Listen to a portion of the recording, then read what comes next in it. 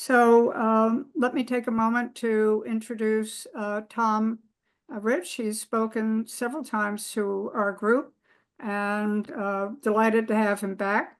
Tom is like me, a qualitative researcher. We have several, I see Michelle Zwillinger is on. She is also a qualitative researcher, and she'll be doing a class for us later in the semester. So qualitative researchers are usually thought of for focus groups, but there are a number of other methods as well. And Tom asked me to say the wise advice that he adheres to. Actually, this is a great t-shirt. Be a mensch, don't kvetch. So thank you for that. Tom, I'll turn it over to you. As usual, we've got the group chat if you have questions, comments, and please write to me. And we look forward to this terrific session and going away with clearer thinking by the end. Thank you, Tom. All yours. Okay, thank you, Judy. Hello, everybody. Nice to see some familiar faces. I hope you can all see my beautiful title slide. I made it. You have to look at it. We all, I would venture to say, know at least one person whose life just seems to be one long string of disasters. This person lurches from catastrophe to catastrophe, never quite able to get out in front of their own problems. Now, to be fair, when I think about the people that I know like this, not all of this is their fault. There are significant factors that contribute to their problems that really are beyond their control. And so it's important to be compassionate and to remember what the author Ian McLaren once wrote, which is be kind, for everybody you meet is fighting a battle you know nothing about. And yet, people like this are also, in some ways, usually the authors of their own misfortune. Take Wile E. Coyote, who's on the right side of your screen right now. He's certainly not stupid. He's kind of an evil genius. The problem for him is that he's just a heat-seeking missile for bad decisions. We all know somebody like this. Sometimes we are this person, and we all have the capacity to be our own worst enemy.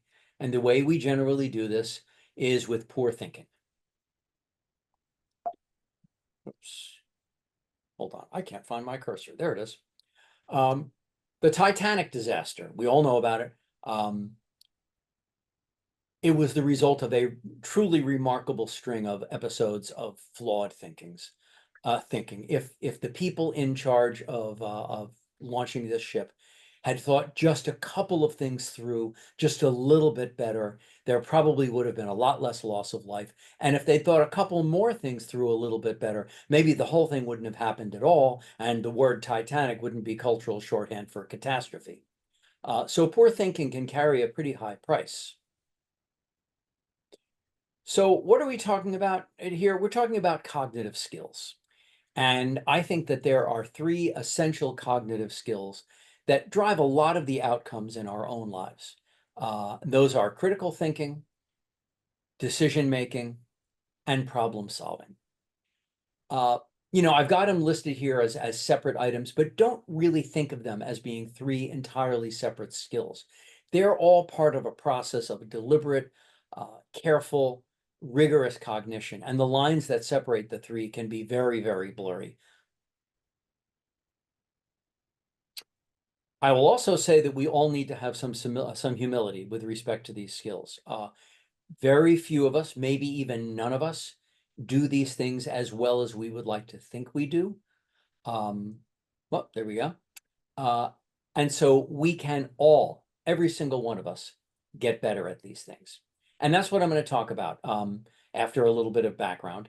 I'm going to talk about how to get better. I'm going to talk about giving you I'm going to give you some definitions of these terms. We're going to talk about some techniques and tools for improving, maybe about developing some good habits and breaking some old ones. So let's start with critical thinking. What do I mean by that? Here's a good definition. I think it's the process of acquiring and evaluating data to get yourself to a rational point of view. It involves a number of behaviors.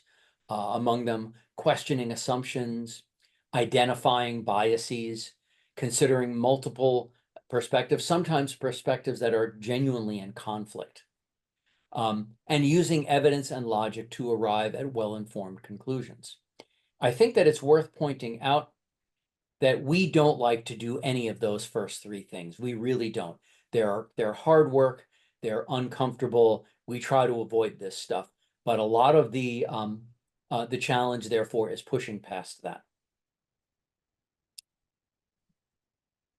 Critical thinking requires a number of personal qualities. Among them are curiosity, um, rigor, being methodical, paying close attention to detail. Trying to be as objective as you can. Don't buy into the idea that objectivity is actually possible. It's not. There's no such thing really. But the attempt at objectivity really is, I think, worth a lot. Being aware of yourself, being willing to be uncomfortable, to weather cognitive dissonance. We don't like that. Nobody does. But that and being willing to do the hard work of thinking things through. I've always liked that adage attributed to a whole lot of people, including Thomas Edison, that some people will go to any lengths to avoid the real work of thinking. I know that I will, and I suspect pretty much all of you will as well. Critical thinking is a process, and it's comprised of a series of sub-skills. The first of which is data gathering, and that means pulling together and summarizing everything, and I've underlined everything in my notes, that you know about a specific situation or topic. Everything's really in the important word here. One of the best ways, to compromise critical thinking is to ignore inconvenient facts. I've always liked that remark attributed to the biologist Thomas Huxley, that the great tragedy of science is the slaying of a beautiful hypothesis by an ugly fact, which is why scientists have been known to ignore facts that don't, are not consistent with their beautiful hypothesis. Once we think we understand something, we tend to ignore information to the contrary. Think about how we all acquire and consume news these days. It's heavily sorted. We tend to ignore news outlets that are going to present information or points of view that are contrary to our own. I do it. I freely admit it. I absolutely do it. So that's data gathering. Then there's data assessment, evaluating information quality. This is the point at which I think a lot of critical thinking breaks down a lot. And I'll give you an example. I do a lot of work as a market researcher in the area of health and nutrition. I'm going to get up on my soapbox here, so get ready. A lot of the data that supports nutrition claims that we have all come to accept as being gospel is actually data of dismal quality. It's of such low quality that I can tell you that in any other branch of science, it wouldn't even be considered data at all. And yet somehow or other, it's the basis for the recommendations about what we should be eating. And I have a theory that it's at least part of why we are in the midst of this terrible and growing epidemic of chronic disease. The ability to vet information is absolutely crucial to forming valid conclusions, because your inferences cannot be better than your data. Garbage in, garbage out. And then there's inference, which means understanding the potential implications of your data. What does this data mean? What does it tell me? What therefore might I do? This is often where you might start to identify possible courses of action. I often find that this step is actually the easiest of the three, as long as you've done the first two well. Or to put it another way, if you are struggling to come to inferences that make sense and seem actionable, consider the possibility that your data gathering or data assessment were lacking. It's a good place to start.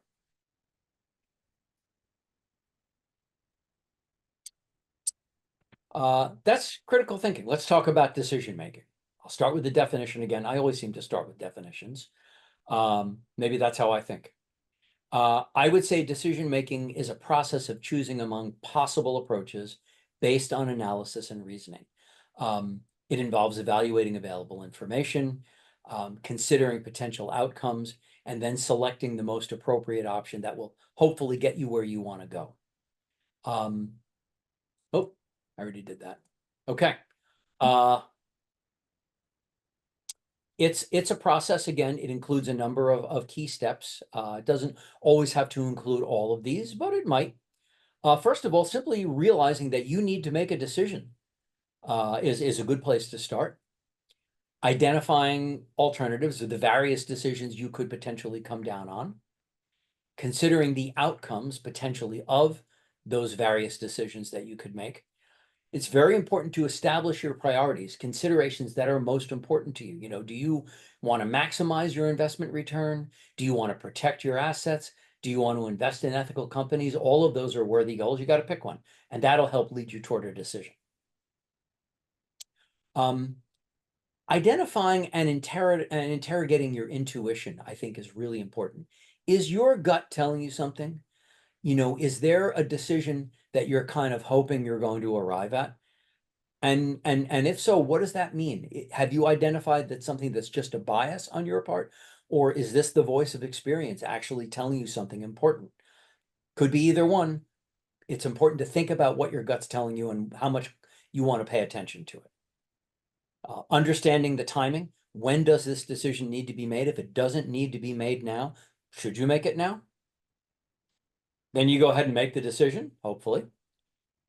And then post-analysis. And I think often this is an unexploited opportunity. I certainly for me, I don't think I do this enough, but learning from your own experience about how you handled the decision, whether it went well or not, I think can really make us a lot wiser. There's no substitute for learning from your own mistakes or your own spectacular successes for that matter. And then there's problem solving. A definition for that, I would call it the process of identifying a challenge or an issue, analyzing the various factors that are involved, and coming up with strategies to find effective solutions. It typically involves, breaking down the problem into sub-problems. You know, we've probably all been doing this since we were kids. I mean, think about what we do with math problems. If you want to multiply 56 times 35, you multiply 50 times 35, and then 6 times 35, and you add the 2, and you just broke a problem down into 2 components to make it more easily solved.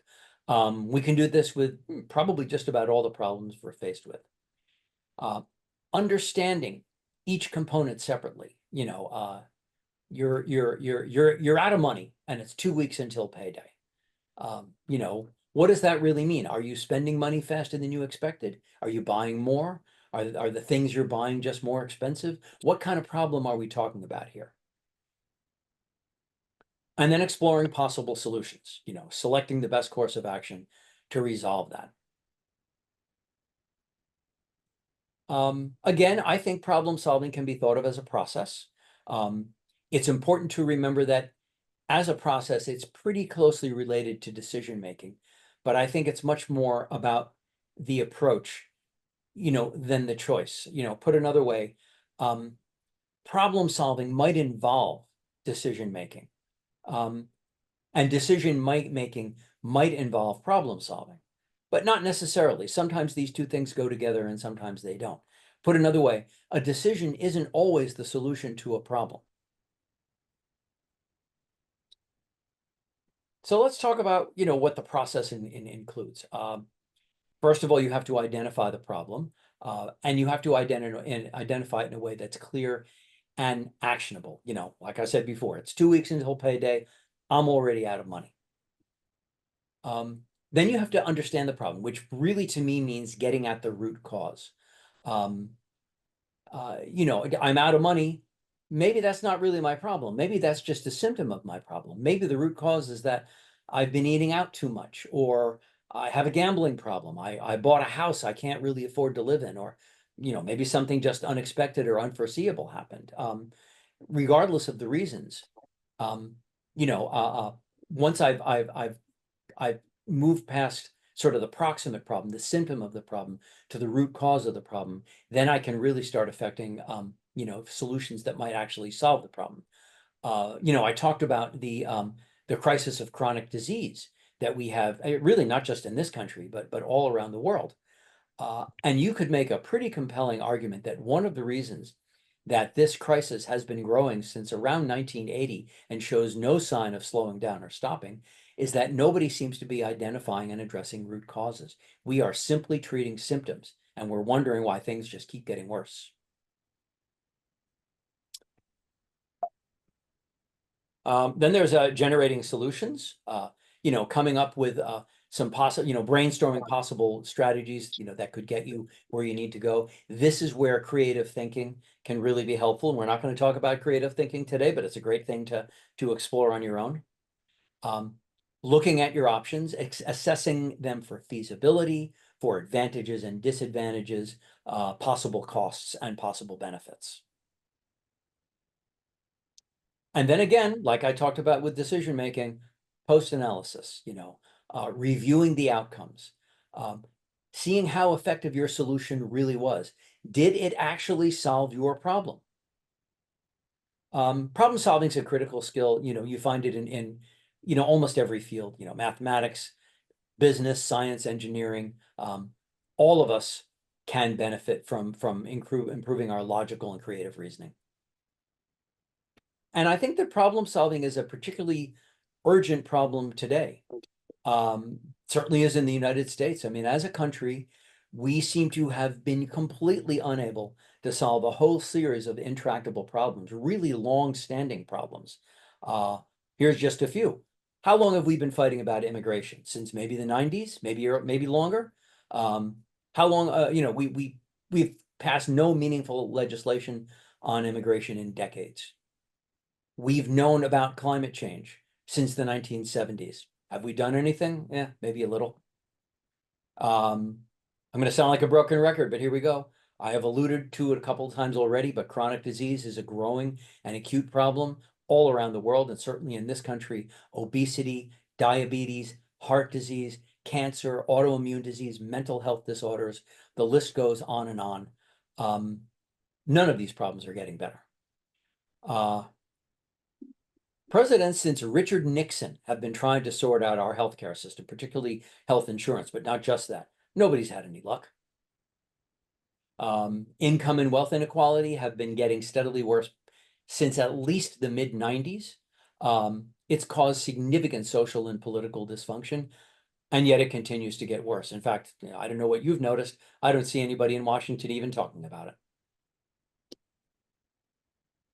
Now, obviously, none of us sitting here right now is going to do anything about any of these things, but we can certainly work on our own decision making and problem solving and critical thinking. So let's talk about that. Assuming this is why you're all here, so let's get into it. I'm not going to give any sort of a comprehensive course here on how you can improve your thinking skills. But what I will share are some of my thoughts on some really good ways to get better at it.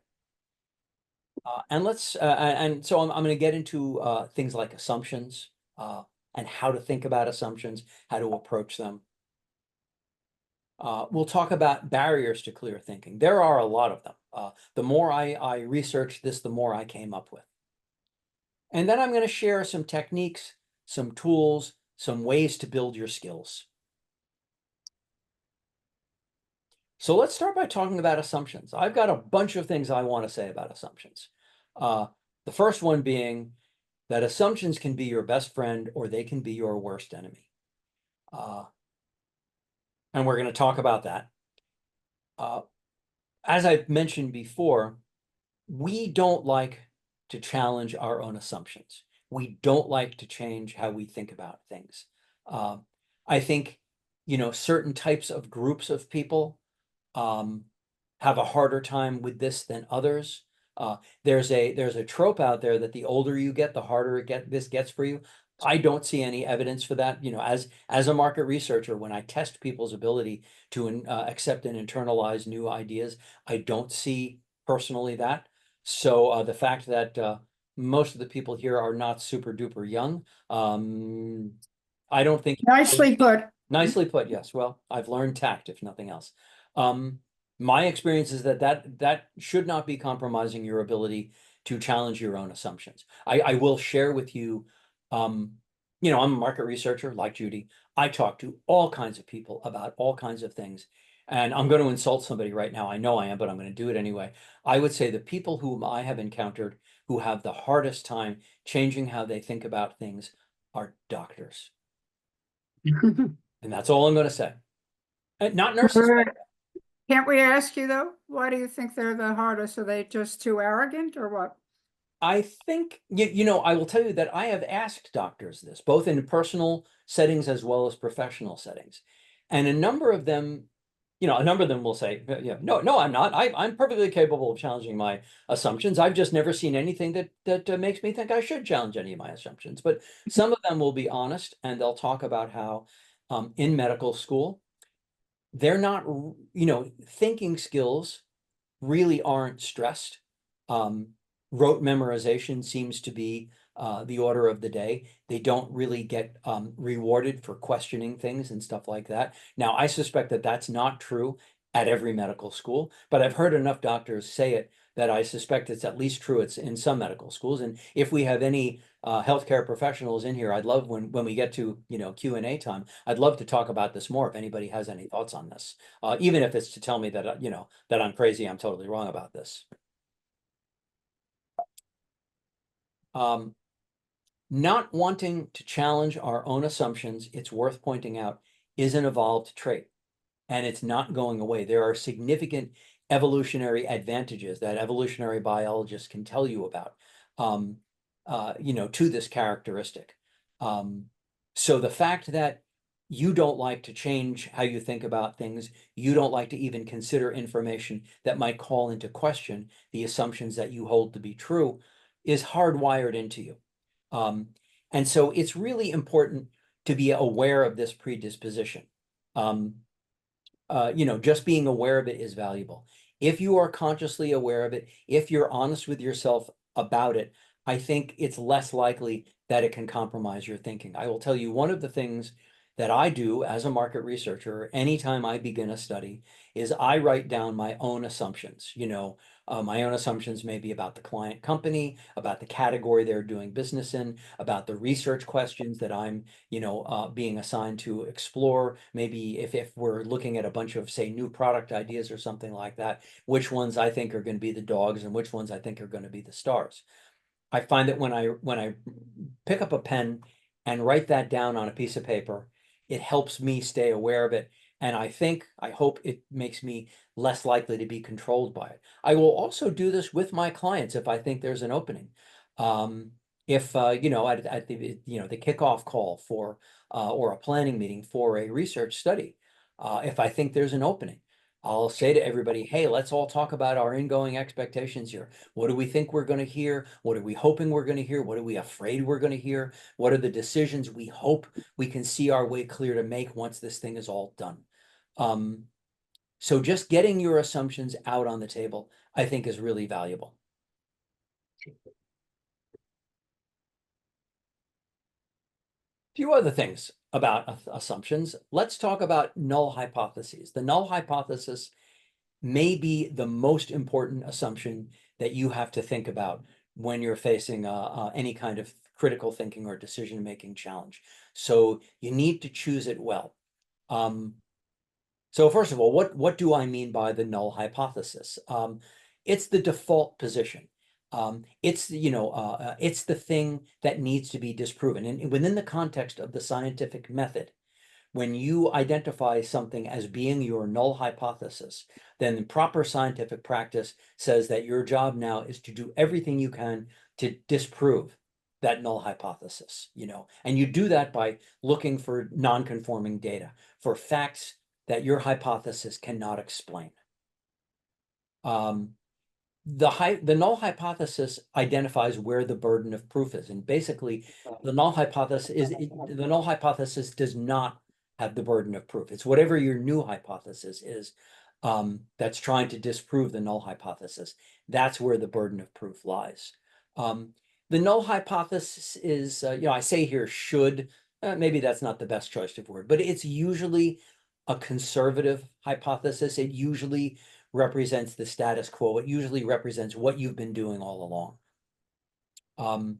It should be grounded in prior knowledge. You should have pretty good reason to believe that this hypothesis is true. And there should be some way to test this hypothesis. So we're going to the theater. We need a place to eat before we go to the theater. We've always gone to Mama Leone's before the theater. We've always enjoyed it. So unless somebody can come up with a reason to go somewhere else, we're going to go to Mama Leone's. Now, somebody pipes up and points out that Mama Leone's closed in 1994. Okay, we now have a good reason not to go to Mama Leone's. We'll go to the Carnegie Deli. But that's how we tested our hypothesis. Anybody remember Mama Leone's? Mhm. Ah, okay, good, good, good.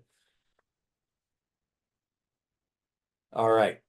A few, I think, interesting points about assumptions. Smart, well-founded assumptions can facilitate clearer and more efficient thinking. And there's all sorts of really good examples of this. One is the idea of rational self-interest in the field of economics. Going all the way back to Adam Smith.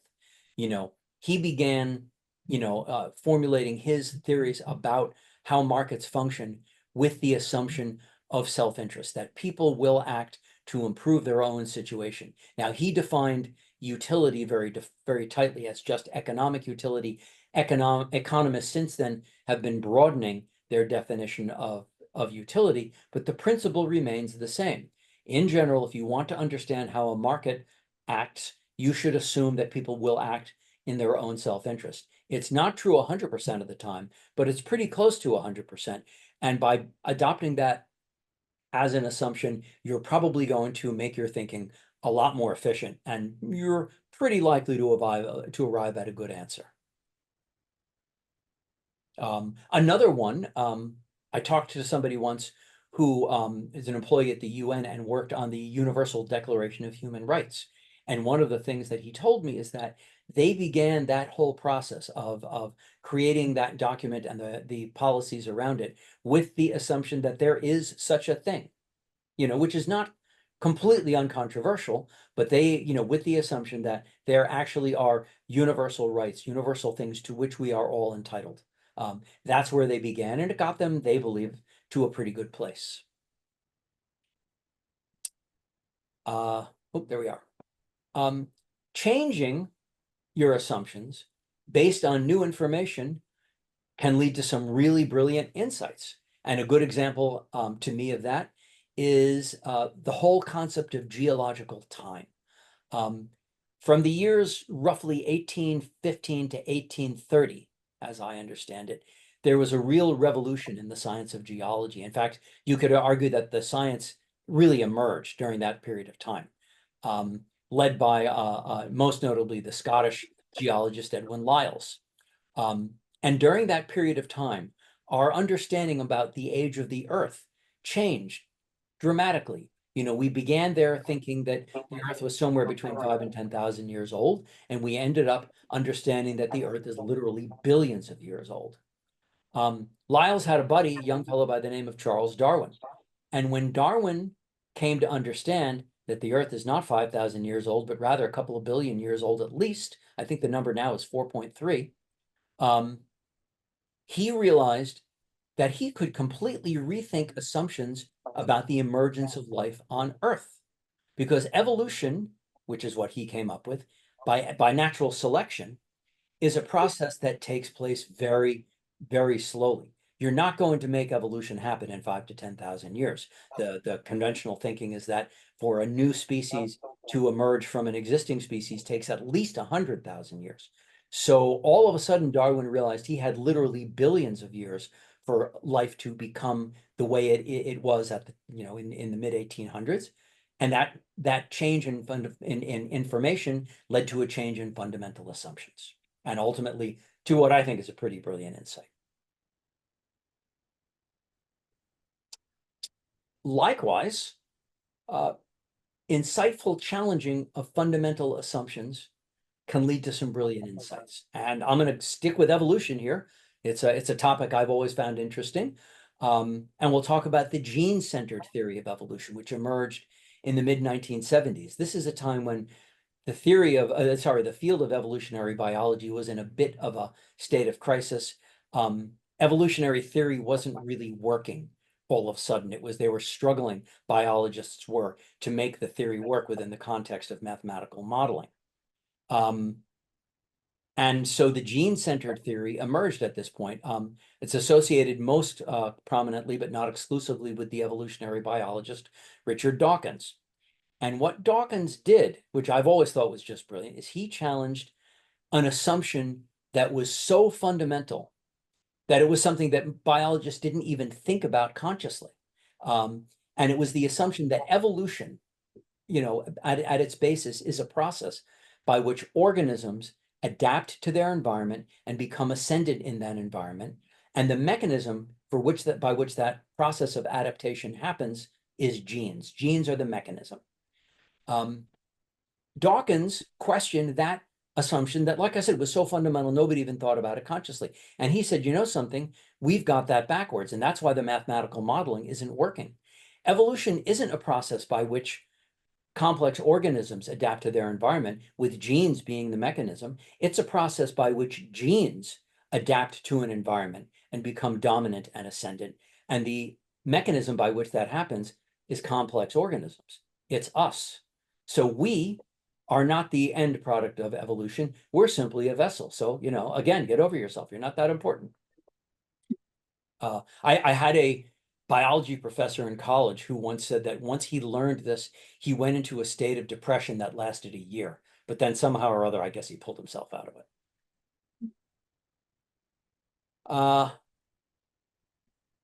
And the last thing I'll say on this slide is that assumptions that are arrived at impulsively and that are unfounded can lead to disaster.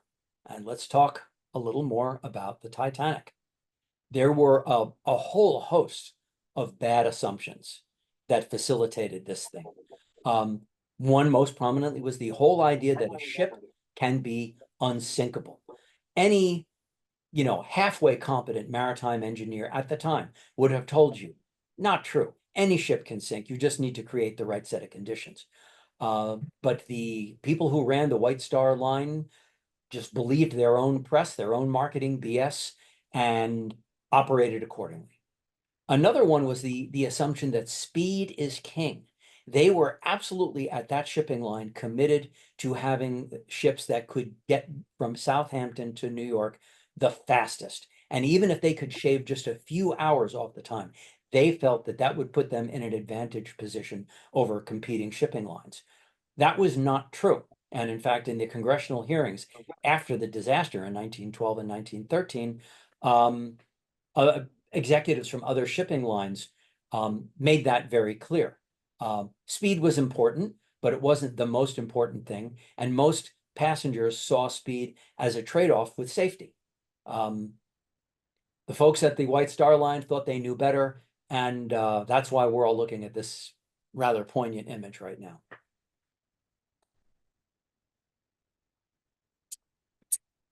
I want to talk about some factors that I think can compromise clear thinking. There's two kinds of factors. There's internal factors and there's external factors. And we'll start with the external ones. Those are the things outside of you, often not fully within your control.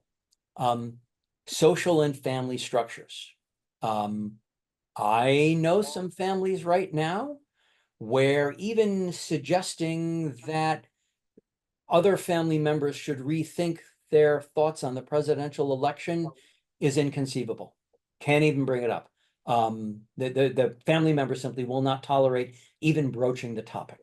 And entrenched interests can be very similar. There's that old remark by the journalist Upton Sinclair that it's difficult to get someone to understand something when their salary depends on their not understanding it. He was writing, anybody know what industry he was writing about? Said oil? I don't know. Tobacco, you're close. He was writing about the tobacco industry. And it's true. If your own interest or the interest of your organization or your industry depends on ignoring facts or deliberately not understanding facts, that's probably what's going to happen. We're all human. And then there's a whole lot of internal factors that I think can really compromise thinking. One is we all get into thought and behavior patterns. And we do that because it's efficient. Patterned thinking is an adaptation. It's a way to operate more efficiently. But sometimes As any organizational psychologist will tell you, rules are surrogates for thought, and sometimes that makes them really valuable, and sometimes it makes them really dysfunctional. We all have biases. Don't pretend you don't. We all fall prey to logical fallacies, and hold any questions you have on that. I've got a whole slide on logical fallacies. You're going to love it. Our own self-image and hubris and pride can really get in the way of all this. I think we all like to believe that we are perfectly objective human beings. We all want to think we're like Spock. I've got news for you. We're not like Spock. Even Spock wasn't like Spock. He was an intensely emotional individual. The myth of objectivity can really trip you up.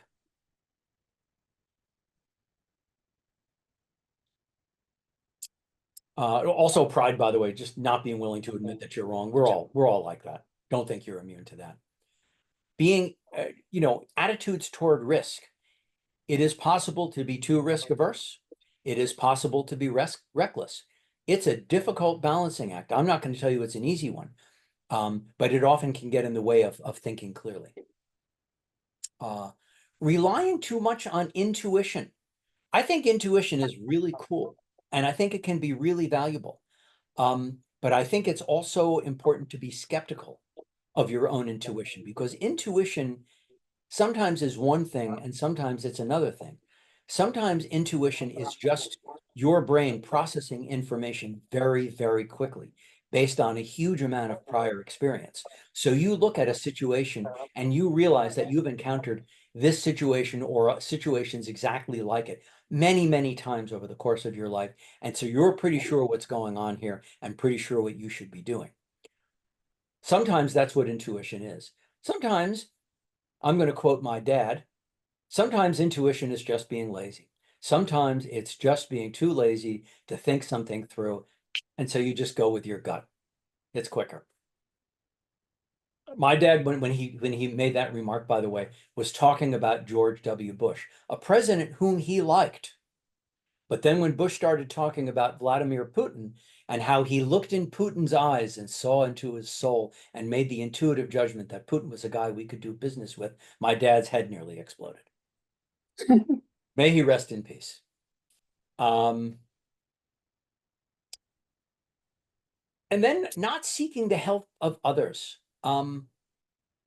Again, probably out of pride, or maybe just a lack of time or lack of willingness to make the effort, but never underestimate the value of having somebody who can just help you think through something, or at least listen to your thinking and comment on it and tell you you're crazy or you're on the right track. I will also point out that being a bounce person for other people, helping them think something through, is a great way to practice your own critical thinking skills.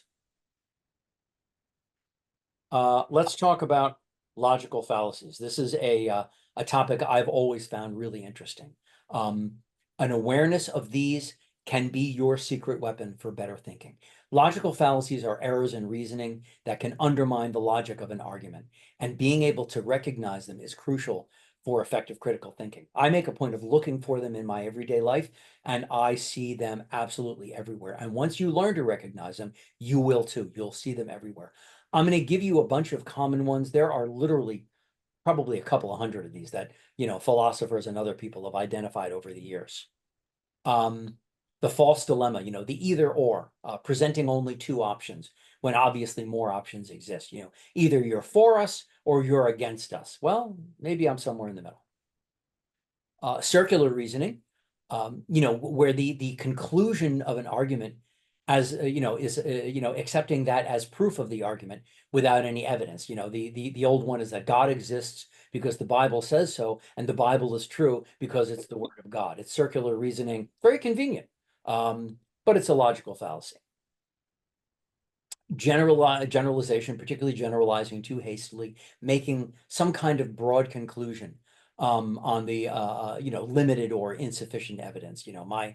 My friend who's from Italy was rude to me the other day, therefore all Italians must be rude. We all know that's not true. The slippery slope argument, assuming that some relatively small first step will inevitably lead to some chain of related and often negative events. You know, you drink that first beer, and next thing we know, you're going to be on a street corner selling crack. The sunk cost fallacy, the idea that you know, you should throw good money after bad. Well, I've already invested several hours in whatever it is that I'm doing, and even though it's going nowhere, I'm not going to stop because I don't want to lose that several hours that I'm never really going to get back. I am fascinated by simple declarative statements. I think that you can make almost anything sound true if you say it with sufficient conviction. You know, if you're having a cup of coffee, you have to have a donut. I wish that were true, but it's really not. And no matter how passionately I say it, it's not going to make it true. But politicians in particular do this. Think about the ridiculous policies that we've heard politicians justify with simple declarative statements. Be skeptical. For those of you who studied Latin, post hoc ergo propter hoc, which literally means after this because of this. It's also called the false cause fallacy. Assuming that because one event followed another event, it was caused by that event, you know, assuming a false causal relationship. You know, I got sick after I went to Mama Leone's, therefore Mama Leone's must have made me sick. I'll try to come up with another Mama Leone reference at some point during this presentation. The appeal to authority, you know, well, the government says it must be true. It must be true. You know, Joe DiMaggio said that, you know, Mr. Coffee's a great coffee maker, so it must be a great coffee maker. It wasn't. The appeal to emotion, you know, think about the children. We must pass this law. The bandwagon fallacy, you know, everybody's doing it. Everybody believes it. Must be true. Everybody used to believe the world was flat. World's not flat. At least pretty sure it's not flat. Oh, did I get out of order? I did. Well, the appeal to tradition, you know, we've always done it this way. It must be the right way to do it. The appeal to ignorance is a popular one, assuming that something is true because it hasn't yet been proven false. You know, you can't prove that aliens don't exist, so they must be existing. There's the bandwagon. And finally, the burden of proof, you know, laying the burden of proof, you know, where it doesn't necessarily belong. You know, prove to me aliens don't exist. You know, if you're trying to tell me that aliens don't exist, I'm sorry, the burden of proof is for the open. So that's logical fallacies. I doubt any of you will find them as fascinating as I do, but I love them. And I love to call them out in everyday life. And it drives my wife crazy. I'm sure she wishes I would stop. A couple of other ways to, I think, get better at all of these cognitive skills. And I think a really big one is to write. Writing is an incredibly valuable activity to get into.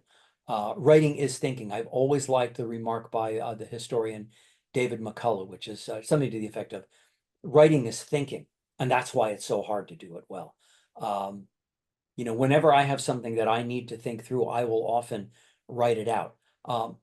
Writing is valuable because, first of all, it compels you to think in a disciplined fashion.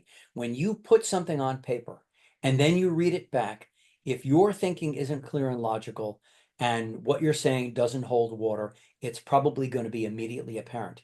If you make somebody else read what you just wrote, they'll tell you if they don't think it makes sense. So the act of writing it out gives you, you're creating a feedback loop for yourself. It helps you break your analysis into manageable parts. You know, we write in sentences and paragraphs. There's a natural organization to writing. I mean, that's what writing is. We don't just spew out stream of consciousness unless you're E.E. Cummings. So it naturally leads you to organize your thinking. And then you can see if things follow from one another. It also requires you to assess your evidence. If you're going to write in at least semi-disciplined fashion, then anytime you make a claim, you're probably going to feel some compulsion to cite some data to support that claim. And so you can see if your premise is adequately supported or if it's leaking at the, leaking at the seams. And the other thing that I think it does is it at least it does this to me, it makes me think about implications. There's going to come a point where you get to the end of whatever it is that you've written, and you're going to feel a need to write some sort of snappy, pithy concluding sentence or paragraph. It's going to feel natural, I think, to summarize what it all means that you've just written, and you might even want to come up with some solutions and some recommendations and stuff like that. So all of those things, at least to me, make writing a crucial tool in helping me think things through. Seek simplicity. William of Ockham came up with his principle of the razor in the 14th century. I don't know, long time ago. Sure, we can look it up. Occam's razor simply says that, as a general rule, the simplest solution, the one that requires the fewest assumptions, that has the least degree of complexity, is probably the right one. If nothing else, this principle will give you a place to start when you are looking for solutions. It may not be where you end up, but it's a really good place to begin. And then the last thing, I'm a big fan of fun stuff as ways of improving your thinking. And this is hard. I'm hardly the first person to point this out, but there are games, a bridge and poker and chess, come to mind. They are, those games, little more than a string of episodes of data acquisition, data analysis, and decision making. You just go from one to the next, to the next, to the next. There's a reason why cognitive scientists will tell you that playing these games are ways to stay sharp as you get older. So if you already like those, one or more of those games, think about taking up another one. If you don't like these games, maybe you should try to learn to like them. But also puzzles. I know people who they do a Ken puzzle and a Sudoku puzzle and the crossword puzzle every single day. And part of it is because it's fun, but part of it is because we've been told, quite rightly, that puzzles can really help you stay sharp. So that is pretty much all that I had here. So I'm going to say, let's open this up to questions and discussion. I'd love to hear anecdotes and stories that people have about a particularly brilliant piece of thinking they did, or a particularly terrible, piece of thinking that they did. I'd love to hear what you all have to say. Well, I have a question. This isn't meant to be self-serving for our school, but to what extent do you think continuing education when you're older makes a difference? I mean, obviously you can approach education in a passive way or a more active way, but what role, if anything, do you feel that plays? Well, look at it. If you think of the three cognitive skills, or the three, sorry, the three sub skills of critical thinking, which is data acquisition, data analysis, and inference. To me, that's what education is. As long as nobody's just making you, memorize things by rote. Education at itself, whether you're simply educating yourself or engaging in with some kind of a platform like this one right here, I think it's got to help you stay sharp and keep your critical thinking skills there, and maybe even get them a little bit better. I love to learn, and I'm sure part of the reason I love to learn is because I love thinking. I love seeing how my mind works, and how sometimes it works pretty well and sometimes it really doesn't work very well at all. I don't know if the game of Jeopardy falls into your puzzles, etc., chess, but I know that it helped me get a job. I never interviewed anybody, and I was given the opportunity to get the position of managing editor at a magazine. I had no place to start. So I read through some of their magazine articles, and I saw statements there. And then I said to myself, well, what questions would elicit these responses? And I did a few stories, and I came up with several questions that would evoke these responses. I don't know how that fits into your games that you play, but I got the job, and it sure helped me think through what I was supposed to do. Well, that, think about it. You went through that exercise and you got the job. Therefore, it must yes, have caused it. That was a logical fallacy. yes, I think that what you were doing, and I'd love to hear other people's opinion about it too, is you were engaging in a protracted process of inference.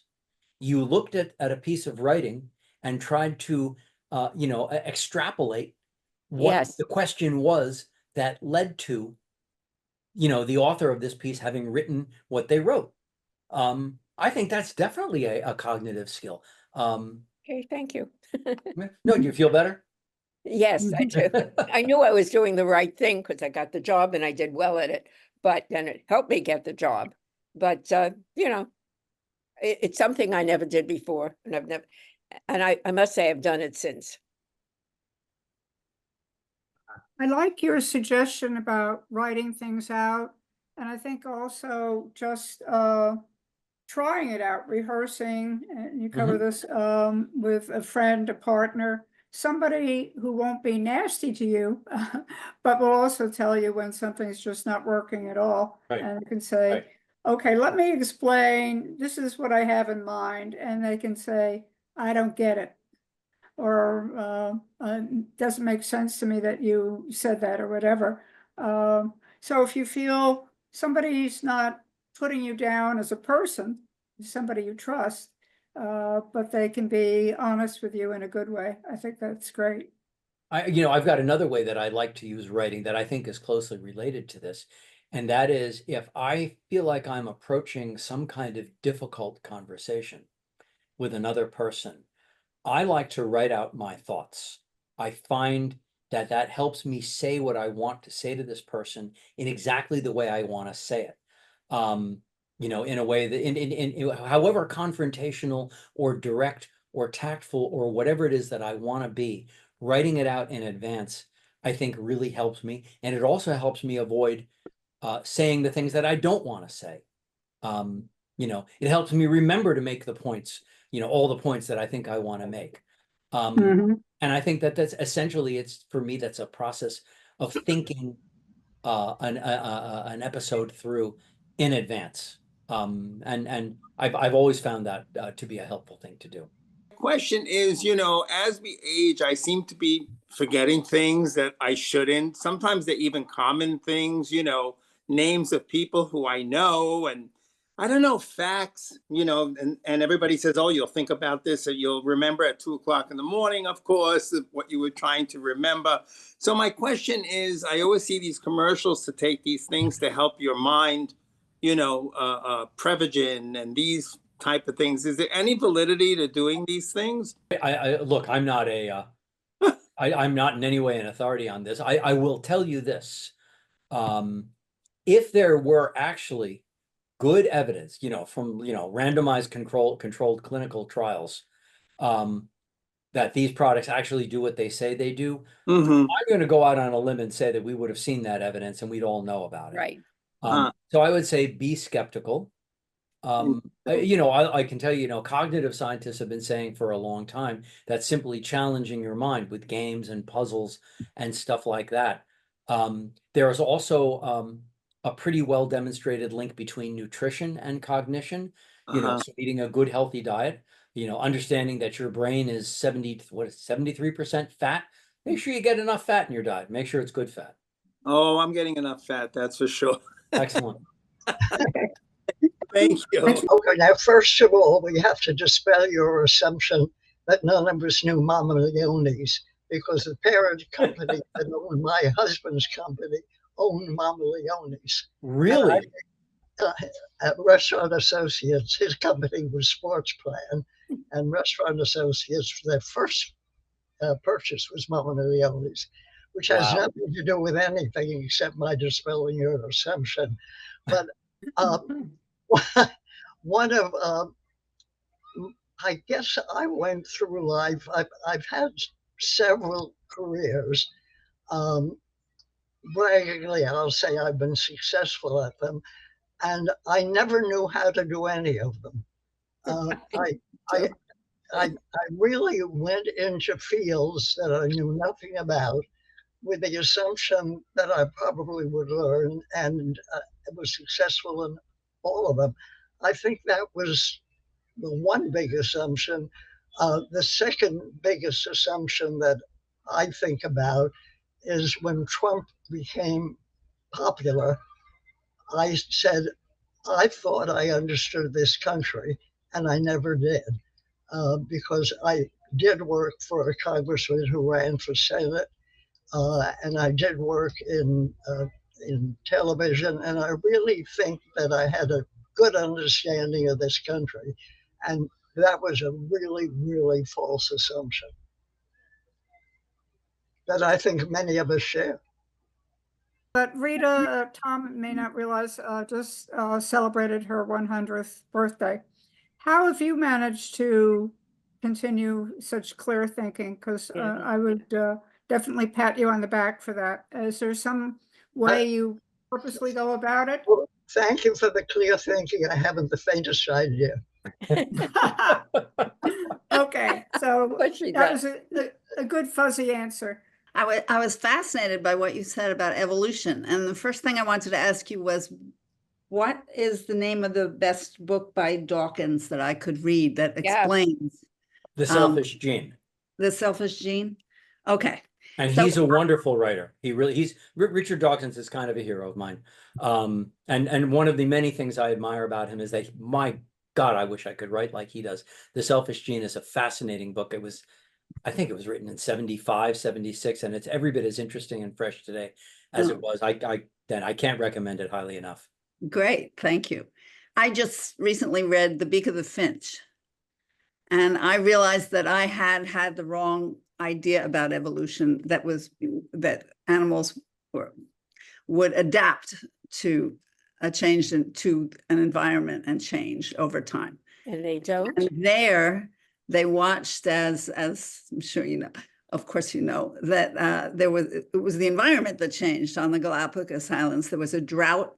Mm-hmm. And there was all kinds of variation among the finches, and the ones who just happened to have the beak that could smash the seeds of the remaining plants during this horrible drought, they lived and prospered, and everybody else, or many others, died of famine. Is that fit this gene thing, or that's totally different? Well, I think that what it is look, ultimately, that characteristic, that beak on that finch is an expression of a set of genes. Right. And so the finches that, have that gene active will be the ones that survive, and therefore the genes will survive and continue to become ascendant. And you'll have more and more finches with beaks along that shape. And the beaks, the finches with the very long, skinny, delicate beaks, they're going to die out because that gene is no longer advantageous in this environment. Evolution is a brutally random process. It's one of the things that makes it so interesting, I think. Based on that, I have a second question.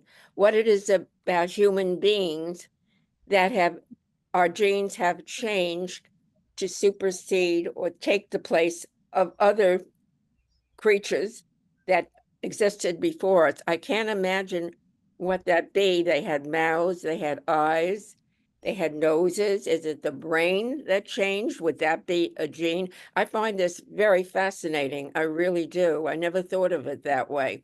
And then my first question is, you brought up subjects that we would have to think about the problems in order to solve them. Well, take the question of immigration, which you brought up. What do you think are the problems with immigration in the United States and all over the world? Everybody is objecting to it. Can you give me what you think are some of the problems with immigration? And then you can run for office, Tom. Sure. And you'd all have to have your heads examined to vote for me. I think that, listen, I am not an expert on immigration, but here's one I will toss out. And that is the idea that immigration takes jobs away from the citizens who are already here. And the truth is, every once in a while it does, but most of the time it doesn't. Most of the time, jobs that immigrants fill are jobs that are not being done by existing citizens. But that, xenophobic assumption, it just won't die, despite the fact that all the evidence tells us otherwise. To your question on evolution, and bearing in mind that I'm not an evolutionary biologist, my understanding about the emergence of Homo sapiens, us, is that it correlated quite closely with the emergence of other species, and those species being ruminant animals, large, megafauna, woolly mammoths, and all those other animals with a rumen that are big and slow and easily brought down, and have incredibly nutrient dense fatty meat, and the emergence of all sorts of coastal shellfish species, oysters, clams, mussels, all sorts of other stuff, easily acquired food, very high in protein and healthy fats, and particularly minerals that they distill out of seawater. And because we were able to switch our diet from things like roots and berries, which are much less nutrient dense, what happened is the expensive tissue of our digestive system basically shrank, and other expensive tissue, meaning our brains, grew. If you compare yourself to a gorilla, your digestive tract, is what, about a little less than 30 feet long. A gorilla's digestive tract is something like 115 feet long. Wow. Your brain is about 7 times the size of that of a gorilla. A gorilla can eat 60 pounds of plants a day. I don't know about you. I could eat maybe half a pound of plants in a day. Maybe a pound if it's like, really good fruit or something. So the fact that we had available to us these incredibly nutrient dense fruit sources enabled us to get much smaller down in the gut and much bigger up here, and enabled us to become this apex predator with a huge brain and a small digestive tract. That's my understanding of, sort of the environmental factors that led to our emergence as a species. But I suspect any halfway competent evolutionary biologist would correct at least half a dozen things that I just said. We don't have one with us today. Okay. Let's go to Janet. Janet, come on in. Hi. Hey, Janet. Hi, good to see you, Tom and Judy, and Meryl. A few faces, lovely. I think you'd make an excellent politician, actually, and I gather there might be some openings in New York fairly soon. But anyway, I was interested in a great topic, by the way, and thank you. Excellent, thought-provoking presentation. Changing minds is what I wanted to tap into, if we're done with genes for the moment, because I've always heard, you can't change somebody's mind, that it's impossible to change somebody else's mind if they have such a strong opinion. And I've always felt like it must be possible, but I just wonder what your thoughts are on, if you've got somebody who appears to be intransigent about something and really, stuck, but you fundamentally think that what they think is so wrong that it's bad for them, or for whatever reason it's impossible to live with them if they hold on to that mindset, whatever it might be. What advice do you have about what it takes to change somebody's mind? If we have any psychologists in the group, I'd love to hear their thoughts. I'll lob in a couple of thoughts for starters. One is, I'm a big fan of modeling behavior. Be the change you want to see in the world. And maybe you can find an opportunity, in full view of this individual, to model changing your own mind about something. I don't know, it's just a thought. The other is, I've always been a big fan of B.F. Skinner, and the idea that don't try to understand somebody's thought processes. Don't try to understand what's going on in that black box. Simply use the mechanisms of reward and consequences to change behavior. Skinner would have said to you that if you can successfully change somebody's behavior, first of all, you'll find them easier to live with. But secondly, sometimes the change in behavior pattern can begin the process of a change in thought patterns. But if we actually have any qualified psychologists here, I would love to hear somebody who actually knows what they're talking about on this topic have something to say. Well, I don't qualify for that, but I have to say, I've mentioned, I think in some other classes, I have friends who, a couple, she worked with me years ago, and he is, when I saw him a couple months ago, he was going on, and he kept saying to me, "Do you believe Hunter Biden is honest?" Which I thought, big deal, you know. But I would like to see them again, but I've decided no more talk about politics because my obvious answer is, and do you think Donald Trump is honest, doesn't tell lies? But it's hopeless. He's going to vote Republican, I'll vote Democrat, and we're not going to convince one another. If I might be interested in hearing his reasons and how he sees it, and did he ever consider not, I know he doesn't think Trump is a wonderful person. Does that affect how he sees things? But that would be more, and maybe that would work, you know, just to understand. But I don't want to get into an argument. Nobody's going to convince anybody. Well, is you know, my- I'm a big fan of avoiding arguments and turning an argument into what can actually be an interesting and enjoyable discussion by, and I do this both personally and professionally, by asking somebody, how did you come to this point of view? Tell me your story. Tell me where you started out and how you ended up. And Mhm. I find there's two possible things that can happen here. One is they'll tell you a story that's completely incoherent, and they'll know it. They'll realize it. You know, they will see, even if they don't admit it to you, they will see how completely, you know, incoherent they are. And maybe it'll get them, maybe, started on the process of thinking about their own thinking. Mhm. But they also might tell you a really interesting, really logical, really rational story that might change, at least to some extent, how you think about this thing. Mhm. So when you ask that question, tell me how you got here, you need to be prepared to change your own thinking, which is a good thing to do. Mm. You talked about learning from your own mistakes. I'd love to hear you talk a little more about that because how you want to learn from your mistakes without beating yourself up too much. You know, here's what I did wrong, here's what I could do. Or you could do it like you are just a total schlemiel. You know, I mean, so what's the healthy way of doing? I mean, I'd love to hear other people's thoughts on this. I mean, I've always had a pretty healthy ego.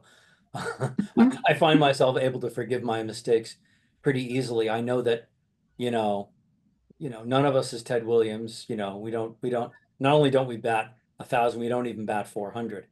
I figure if I can get 25% of my decisions, uh, you know, right, I'm probably doing pretty well. I don't know. I think it probably links to your own self-image, your willingness to forgive yourself, your willingness to embrace your own failures. What do other people think about this? I mean, how do you embrace and learn from your mistakes and turn them into growing experiences? I was in sales for many years, and you know, when you're in sales, you face rejection every single day. You know, you would call up the buyer, and right away they would be nasty to you, and you think, my God, what did I do wrong? But then when I thought about it, I said, they're having their own issues in their life, and maybe I'm interfering in her or his life and whatever is going on. So you know what? Hang up and try another day, and maybe you'll find a different response. And sure enough, a lot of times, not always, but a lot of times it would work. You'd get them on a better day, and sometimes they would even tell you, you know, yesterday I was having a bad day. And I think when you tell that to yourself, you allow yourself also to say, all right, today is not working for me. You know, maybe tomorrow will be better. And that's how you say optimistic. Well, at least that's what worked for me usually. I'm going to quote Ian McLaren again, you know, in this hour. Be kind. Every person you meet is fighting a battle you know nothing about. Right. Yes, very true. Well, and I think in dealing with your own mistakes, what I try to do is to say, okay, that, you know, obviously there are different levels of mistakes. There's boo-boos up to Titanic, to use a term, disaster. but you know, what could I do better in the future? How would I do it differently? You know, and yeah, and yeah, you made a mistake 40 years ago when you married the wrong person, or you Ooh. made a mistake, you know, speaking recently, or you know, or you just made some mistake today. So, you know, thinking about it that way, and yeah, try to be kind to yourself. Don't beat yourself up too much. I had a teacher who used to say that it's helpful to not think of things as happening to you, but happening for you. And Ah. everything that happens to you, whether it's a positive thing or a negative thing, is in some sense or other a gift. So, Karen, if I can call on you, because puzzles were mentioned, and I know you are very good at puzzles and you do a lot. I work on the Monday New York Times crossword puzzle. Sometimes I get it all, sometimes I miss a few. Tuesday, I'll do a little, then I give up. But anyway, but I know you've got a talent for that. And just if you could talk a little bit about where puzzles fit in and what you get from them, I think that would be great. I also have a talent. I was on Jeopardy Ooh. Yes, in the Art Fleming days. Wow. Yes, when things were a lot more casual, they were here in New York. The price ranges went from 10, 20, 30, 40, and 50, missing a couple of zeros, but I won $740. And back in 1970, that was enough to go with my husband and I to go to Europe. So Or Mama Leone's. I've always liked puzzles, and I love the New York Times puzzles that you can do online, and I do Wordle, Quirtle, Sequence. I do connections now, and I do the mini crossword puzzle. That's online. I don't have the patience anymore to wade through. I used to do the Sunday crossword puzzle in the Times Magazine, but it takes too much time. It really does. And I'm not nearly as good at it as I was back in my youth when things came a lot easier. And I don't want to cheat. I don't want to try to find out what the answer is. I feel like that's cheating. But Wordle and Quirtle and those and Spelling Bee are quick. You know, you can do all of them in less than probably a half an hour. And I find that when I do, that's one of the first things I do in the morning. And I find that that gets my thought processes going, wakes my brain up. It's great. And then you're ready for us. Okay. Okay. I have to tell you first that I love Spelling Bee, and if I don't get amazing, I'm upset for the whole day. Me too. Rarely get genius, but I think I was thinking while you were all talking about the big assumptions that have changed so much in this country that have affected all of us. And one of them was about gays, I think. When I grew up, the assumptions about gay men were so completely different. You know, people actually went to Greenwich Village to go to the gay bars as entertainment. It was a terrible way we had of looking, and that's a whole society change. And I think we've had several of them, and I think those have been very important to us, and maybe we don't really realize how much some of our thinking has changed from. When I think about the things I have said in my life and the jokes I told and the jokes I laughed at, I just cringe. I really do. Chagrin. And I'll give you an example. One of my favorite examples of a simple declarative statement that sounds true but is really just bullshit is marriage is between a man and a woman. And not a dog or a cat. Right. Mm-hmm. Yeah. Okay. Well, Yeah. Our assumptions about what women could do also. When I grew up, even up until when I was in college, I believed that the only jobs open to women were teaching. Changed very quickly, but that was all through my youth. It didn't occur to me that I would have any other. Well, I think what's good about being our age, if used correctly, is that we see that we have changed our thinking.